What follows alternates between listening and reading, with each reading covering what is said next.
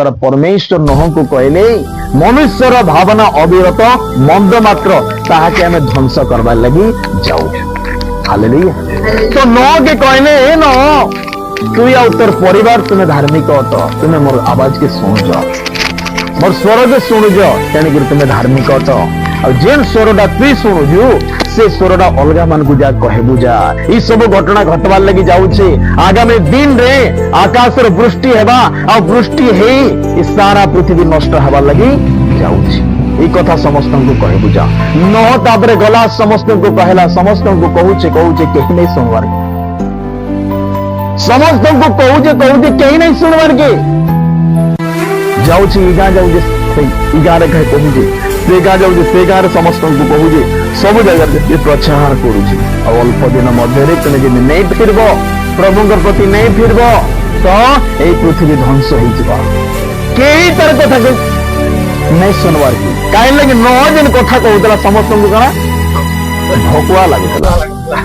ଏ ମୂର୍ଖ ବିଷୟ କେନ୍ତା କହୁଛୁ। ନୋହ କାଣା କହୁଥିଲା, ନାଇଁ ଆକାଶରୁ ବୃଷ୍ଟି ହେବା, ବର୍ଷା ହେବା, ଆଉ ଏପରି ବର୍ଷା ହେବା ଯେ ସାରା ପୃଥିବୀ ବୁଡିଯିବା ଆଉ ସବୁ ଶ୍ୱାସ ବାୟୁ ପ୍ରାଣୀ ନଷ୍ଟ ହେଇଯିବ। ସେଥିଲାଗି ମୁଁ ଗୋଟେ ବହୁତ ବଡ ଜାହାଜ ବନାଇବି ଆଉ ସେ ଜାହାଜ ମଧ୍ୟରେ ଯେମାନେ ପ୍ରବେଶ କରବ ସେମାନେ ରକ୍ଷା ପାଇବ। ଏଇଟା ସଦା ପ୍ରଭୁଙ୍କର ଆଦେଶ।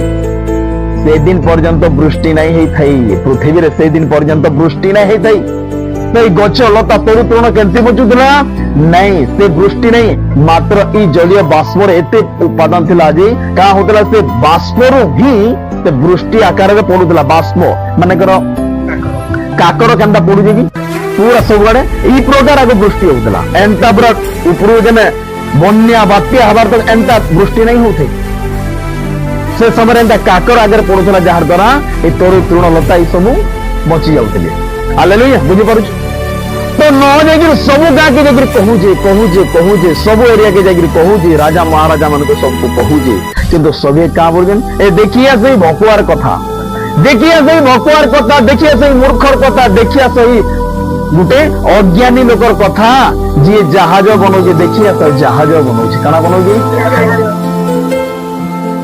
ପାନି ଉପରେ ପଡବା, ଏତେ ପାନି ହେଇଯିବା ଯେ ସେ ପାନି ଉପରେ ଜାହାଜ ଚାଲବା, ଉପରେ ରହିବା, ଆମେ ସଭିଏ ବୁଡିଯିମା ଆଉ ଇଏ ଏକଲା ବଞ୍ଚବା। ଇଏ ଜାହାଜ ବନେଇଛି ତାଇ ପ୍ରଭୁ ପରେ କହିଛେ, ଦେଖି ଆସ। ଆମେ ହେତି ଦିନ ଦେଖିଲୁ ন କେବେ ଏନ୍ତା ବର୍ଷା ନାଇଁ କି କାଣା ଉପରୁ ପାନି ପଡବା, କେବେ ଦେଖିଲୁ ন ଆମେ ବାପ ଯାତେ ପନ ପୁରୁଷରୁ କେବେ नहीं देखबार ता।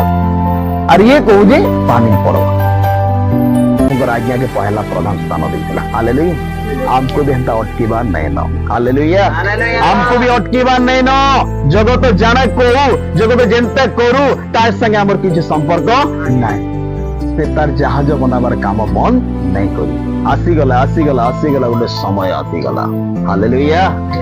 समय आसीगला, एतु आकाश उन्मुक्त हैला आ वर्षा बरसिबार आरंभ होला।